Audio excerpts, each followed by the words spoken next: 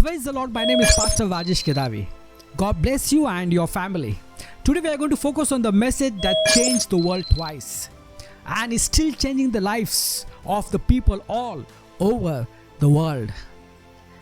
Now this is the most important message because this message can change your life.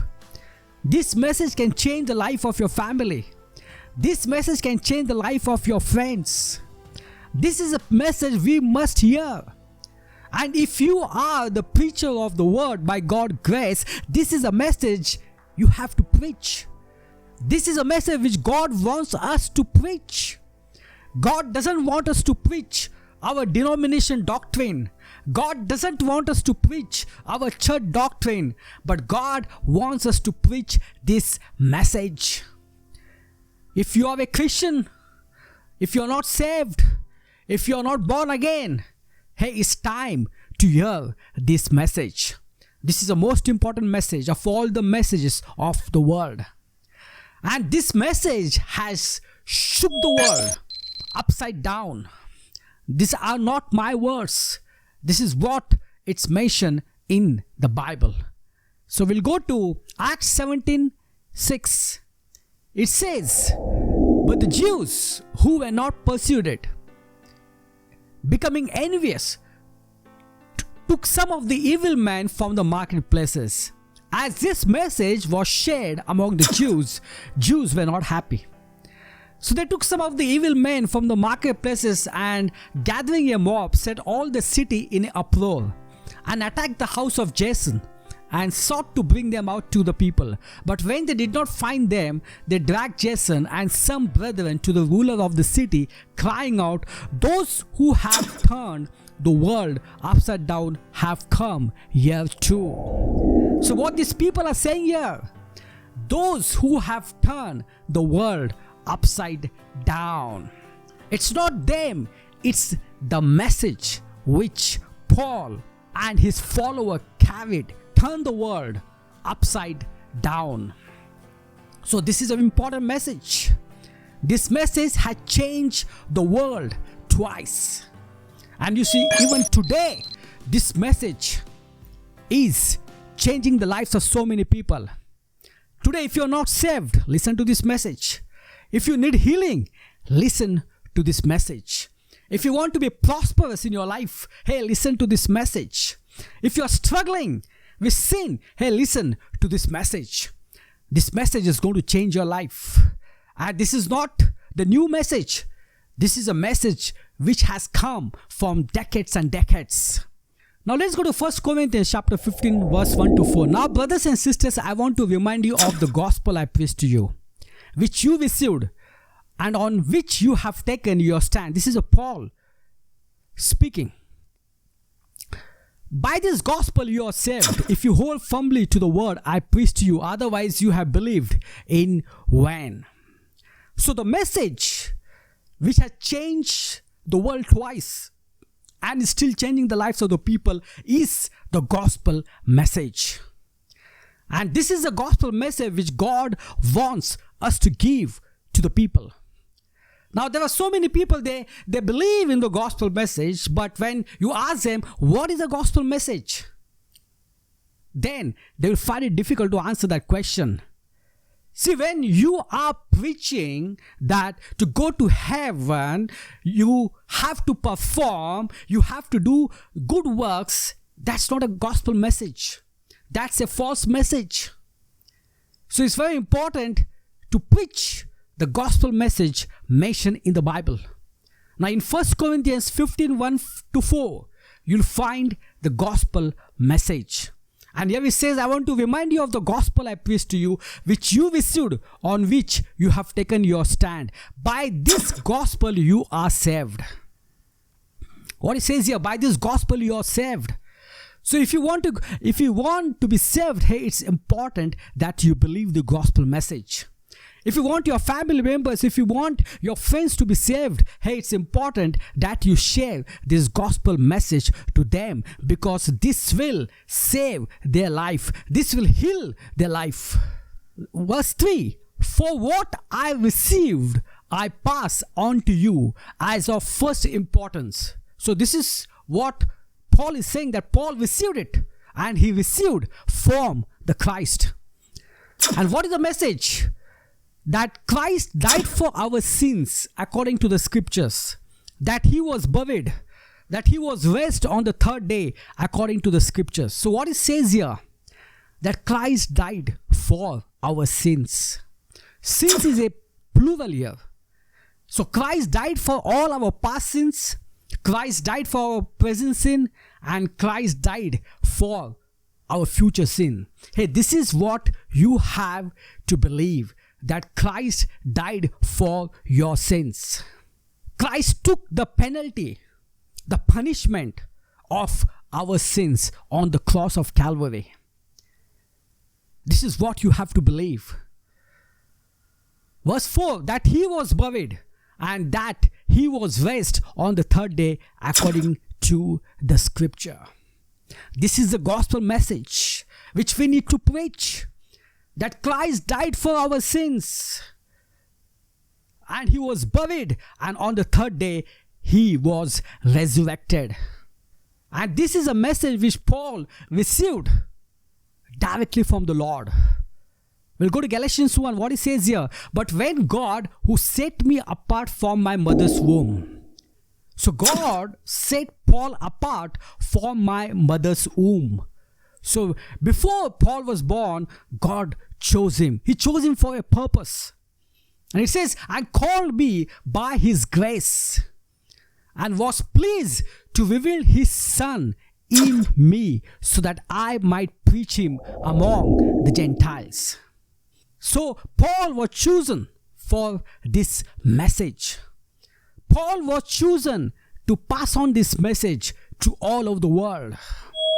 And when the message was passed on, it turned the world upside down. And this is a message that Lord Jesus Christ, he died for our sins on the cross of Calvary. He shed his precious blood, because of which all our sins are forgiven, past, present, and future. And now we can enter heaven, because man cannot save himself. His good work cannot save him. Man needs a savior. And that's why Lord Jesus Christ came, to save us from our sins, to save us from the punishment which we were supposed to bear. But he took all our punishment. He took all our guilt. He took all our sins on the cross of Calvary. And because of which, today we are free. Hey, this is a gospel message we need to preach to others. But sadly, so many preachers, today they are preaching their denomination doctrines, their church doctrine. And as you know that most of the church doctrine, these are man-made doctrines. This is a message which God wants us to preach. The message is simple, but man has made the salvation message so complicated. God doesn't want us to preach denomination doctrines or the church doctrines, but God wants us to preach this message of salvation. And when this message is preached, the lives are going to get changed. Today, if you're not saved, hear this message. This is going to change your life. So very important, if you are a preacher of the word, it's very important to preach this gospel message. So before we go further, let's focus on the past history. Now, as you know, that before Jesus, there was a law period. The Bible says the law was given by Moses. So from Moses to Jesus, there was the law period. And before the Moses, that is from the Adam to Abraham, there was a grace period. Because what the Bible says in Romans 4:3, Abraham believed God and it was credited to him as righteousness. Many people, they preach that when Abraham obeyed God, when Abraham decided to offer his son Isaac for the sacrifice, that's when God was pleased with him. But no, God declared Abraham righteous much before that. So Abraham was righteous not because he performed some good work. Abraham was righteous because he believed God. So that's the faith. So Abraham was righteous by faith. So Abraham was under grace.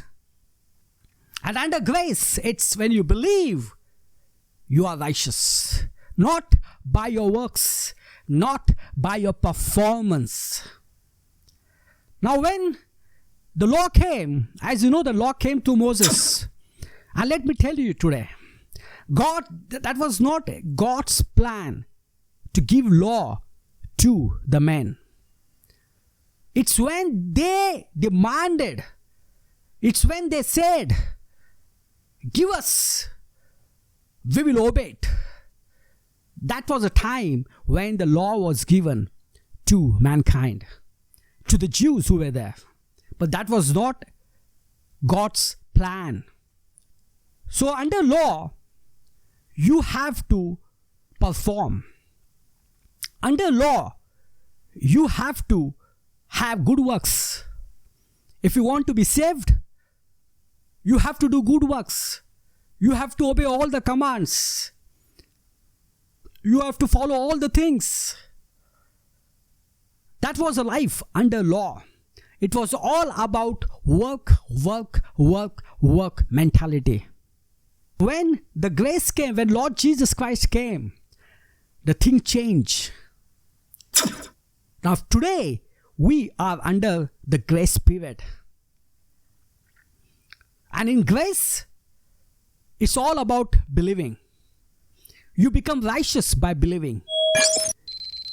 You go to heaven by believing what Jesus did for you on the cross of Calvary.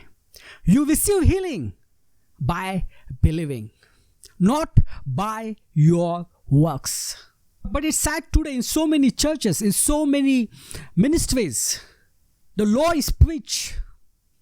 They preach that if you want to be saved, if you want to go to heaven, if you want the healing to happen in your life, if you want to want the blessing to fall from the heaven, hey, you have to perform.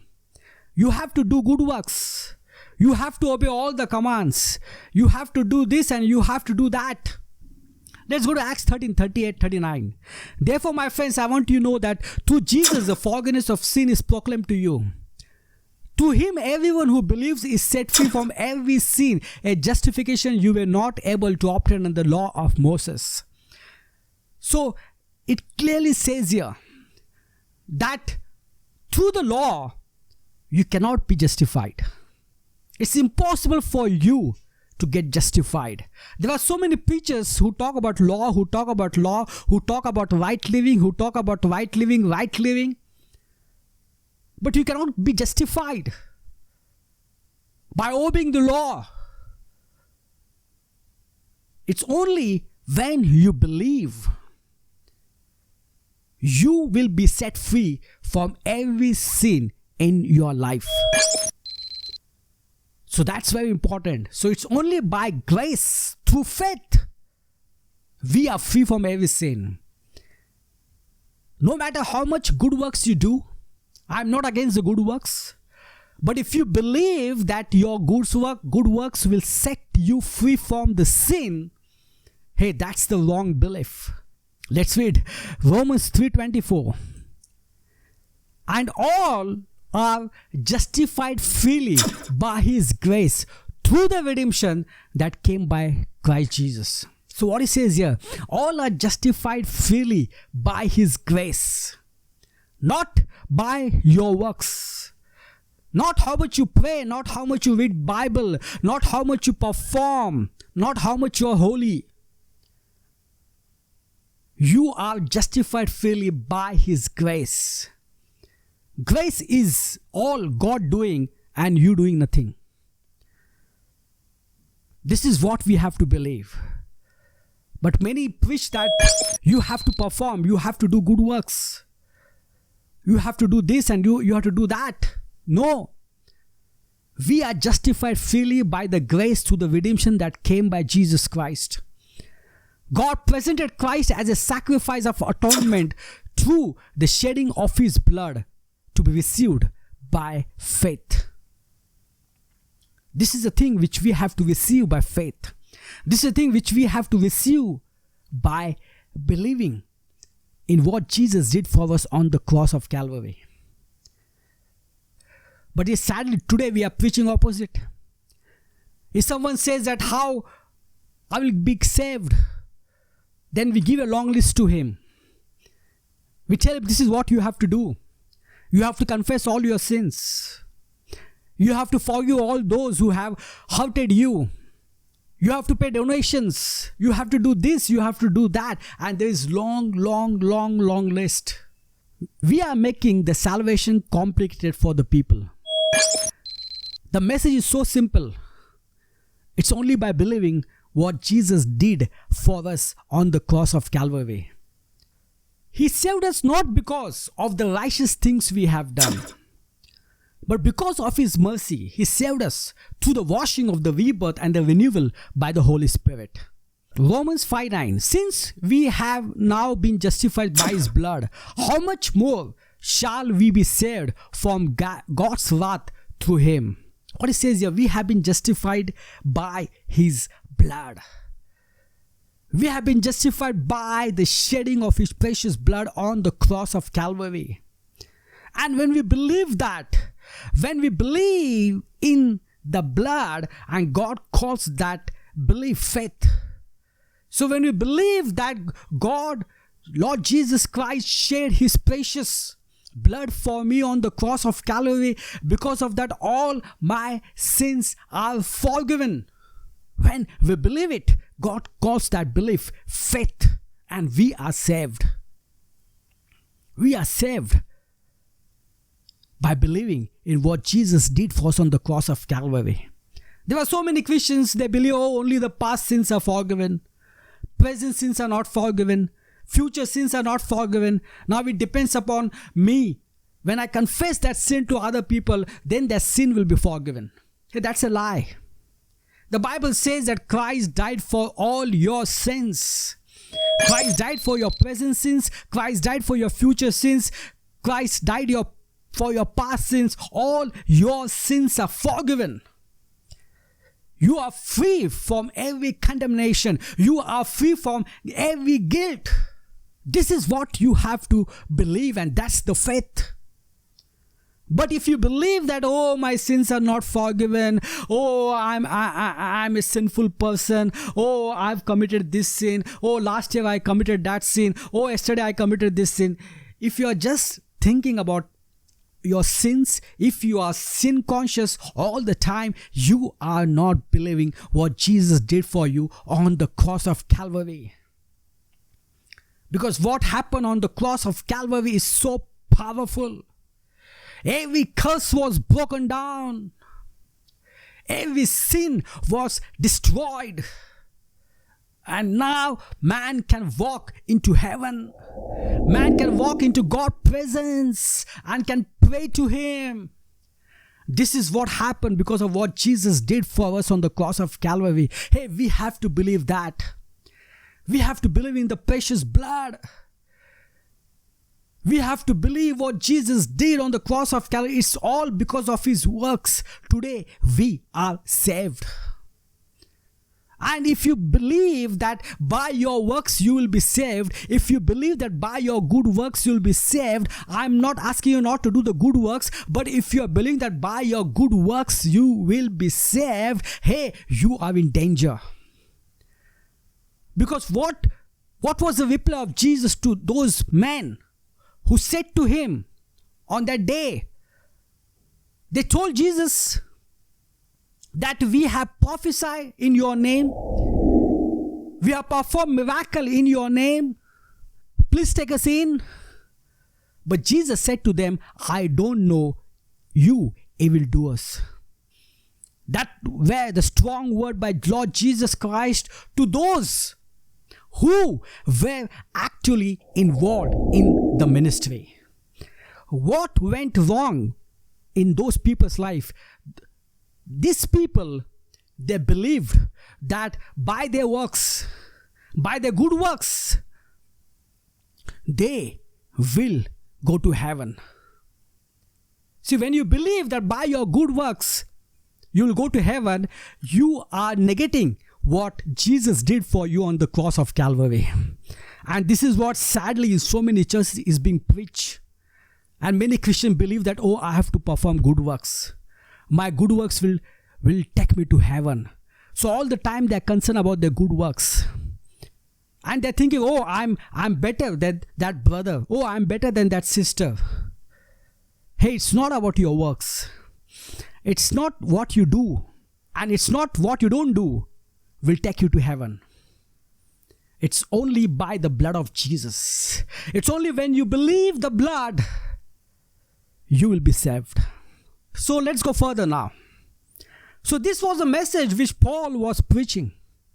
And this message was given to Paul directly by Lord. And that's what we have seen. That he was chosen for this purpose. To give the message of gospel to all over the world. And as you know that he preached to Gentiles and also to Jews. And many Jews, they didn't accept this message because they were under the work mentality. They say, by believing nothing happens. You have to perform, you have to perform, you have to perform. It's only by works. Because they were still under the law. Therefore, the Jews, they were not able to digest this message. I know some of you will not digest this message. You say to me, oh, what is this? Just believing we will be saved. By believing we'll receive the healing. We have to perform. Then only the things happen. So if you think that we have to perform, we have to do the good works, then why Jesus came? So this message changed the world upside down. And Paul lived around 70 or 80 years after the ascension of Jesus Christ to heaven. And then this message was taken by his followers for a couple of 100 years. And then what happened? The dark age started.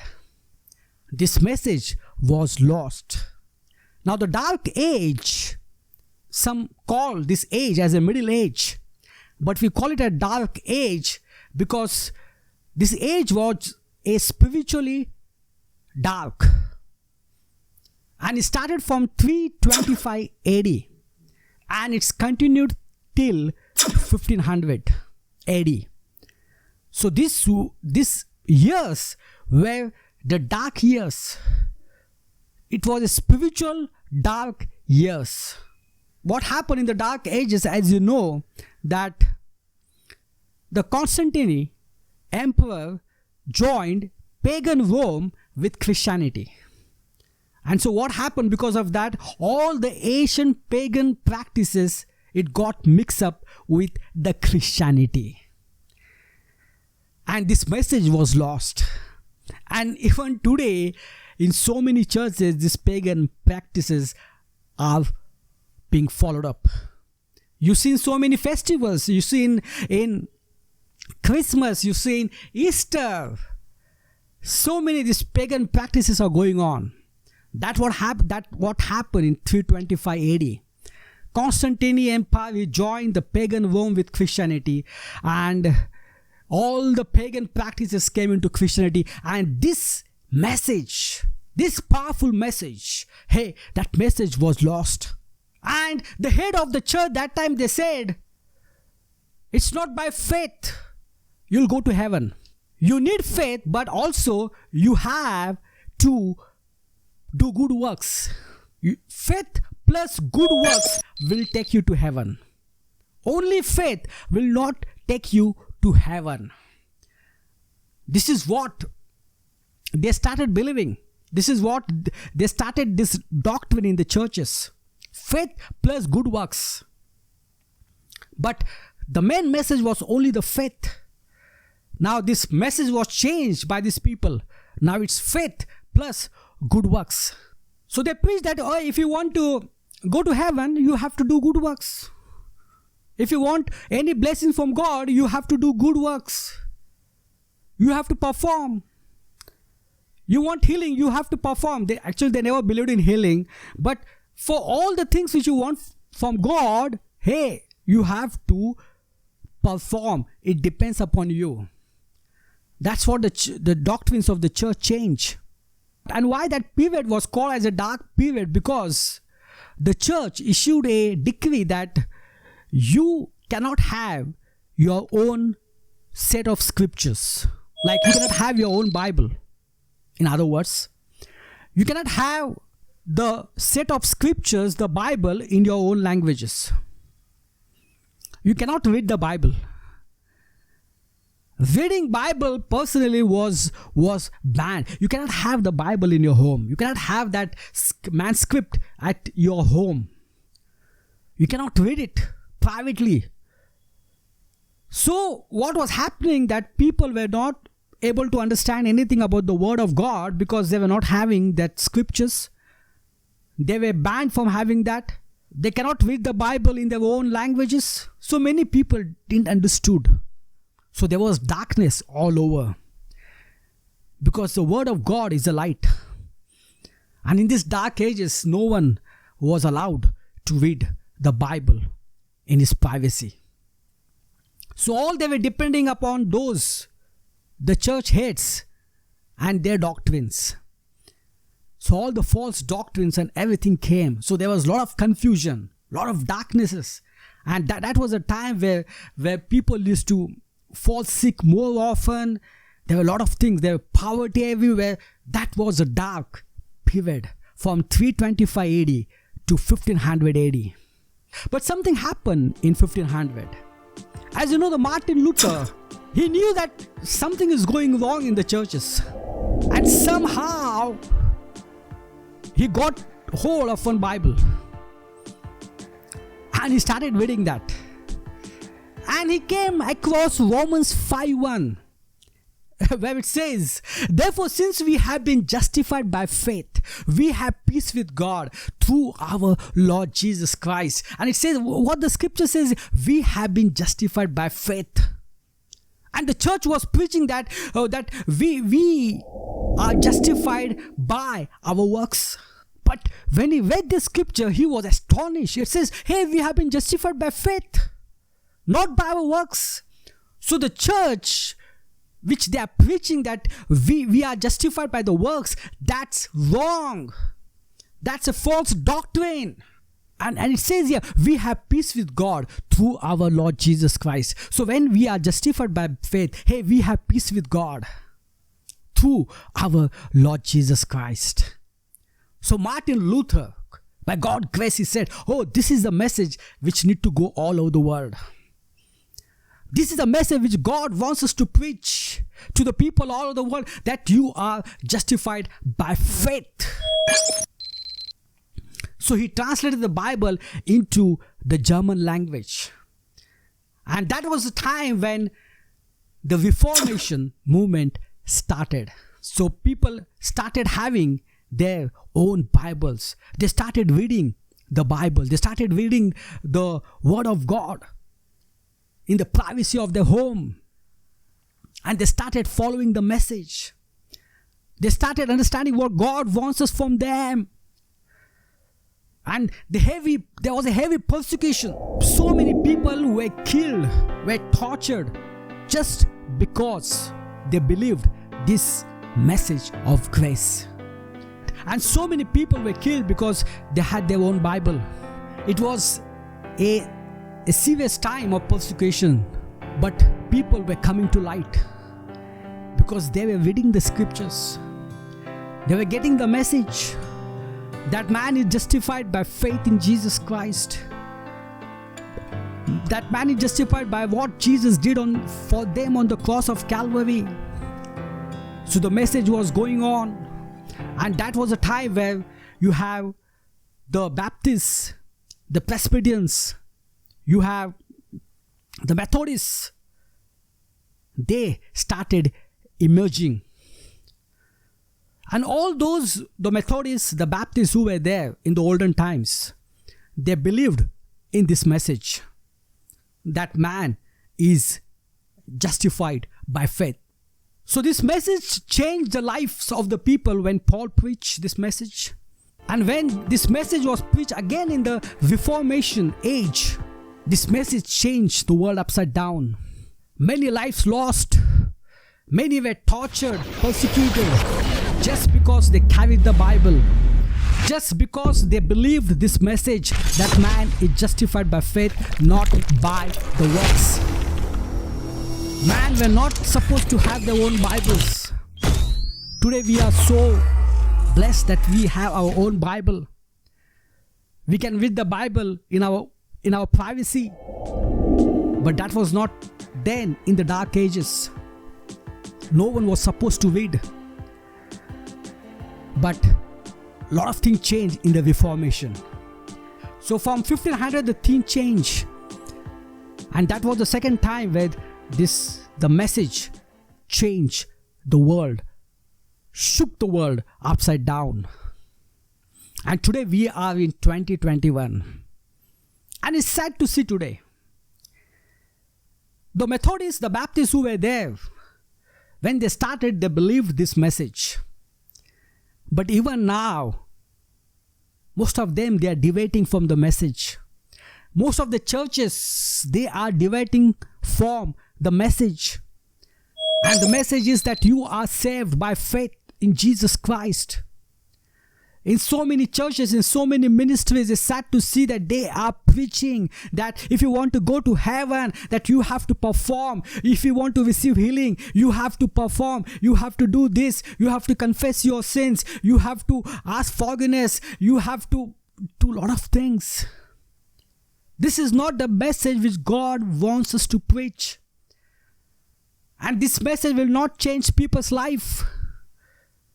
It's the message, it's a gospel message which will change people's life.